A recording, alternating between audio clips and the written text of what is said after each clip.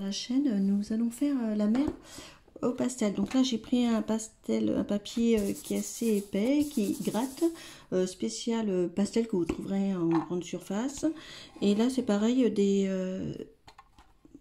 pastels. Donc là j'ai pris un outre-mer, un bleu cyan, et il est peut-être un peu plus clair, mais là sur le...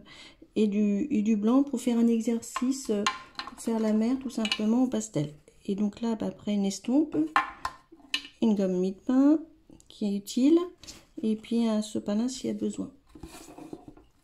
Donc on va commencer par positionner notre trait. Donc là on va mettre un trait d'ici comme ça pour ça, les aléas artistiques. Donc c'est un exercice que vous pouvez faire pour vous entraîner à faire la mer. Vous voyez, quand on fait ça adhère bien au niveau du support. Donc dans un premier temps on positionne notre couleur bleue. Là j'ai décidé de faire une mer standard comme ça déjà. Après il y a plein de nuances de mer. Donc là c'est bien sûr le trait pour l'horizon. Et vous voyez, avec ça adhère, avec le doigt on tourne.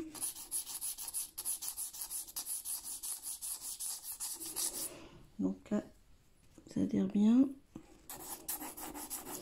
Donc là, on va positionner toutes nos pastels sur le support.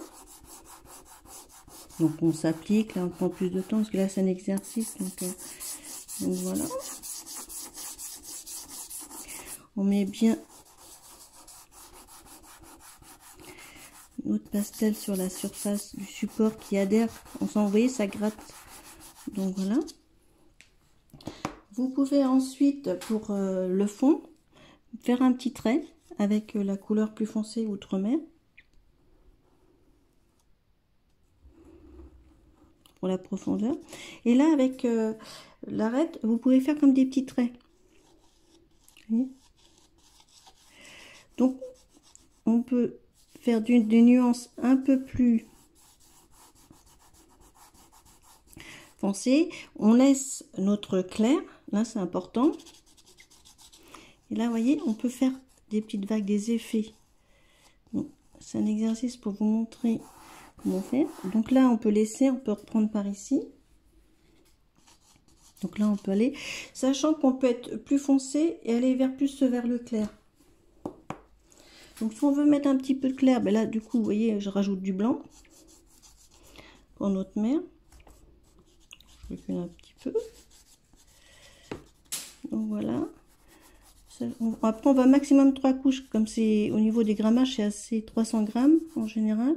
Donc voilà, si on veut faire une mer plus claire, à ce moment-là, vous savez, avec des effets d'écume, tout ça, bon, on peut mettre un peu plus blanc.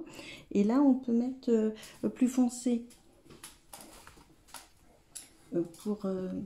Il est un petit peu plus cyan, pour les effets d'eau, un petit peu plus, quand c'est plus lumineux. Je cherche mon pastel. Donc voilà. Si on veut refoncer, on peut faire des petits effets là, vous voyez, des petites au niveau de la surface. Donc là, après, ben là, bon, après il y a le ciel ou notre paysage, et on peut vraiment aller assez loin. Là, je peux reculer un peu pour vous montrer. Donc on peut faire vraiment la mer assez loin. Et si on veut estomper un peu, on peut aussi servir de la gomme mie-de-pain. Cette fameuse gomme mie-de-pain. Mais bon, hop, vous voyez, ça peut enlever des effets. Pour donner de la profondeur. Et là, c'est pareil, avec l'estompe, on peut estomper. Si au niveau du doigt, il y en a qui n'aiment pas, ça gêne. Donc là, vous pouvez, avec l'estompe, vous aider. Vous voyez, ça permet... Donc là, bah, après, on peut continuer jusqu'à assez loin, où on veut par rapport à notre sujet. Donc, c'est ce qui est intéressant, c'est vraiment les ombres et la lumière, là, vous voyez. Si on veut rajouter un petit peu de blanc, on peut, on rappuie.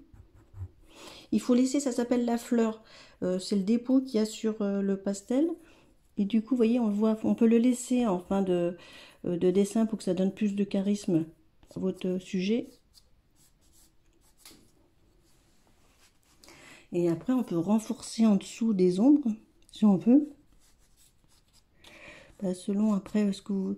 Voilà, mais c'est un exercice qui peut être sympa à faire pour démarrer quand on connaît pas trop le pastel et qu'on veut essayer de faire la mer et qu'on n'ose pas.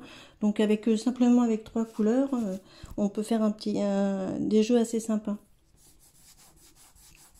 Donc voilà, j'ai aussi, si vous voulez, il y a une autre vidéo qui est faite avec l'aquarelle au niveau de la mer. Donc voilà.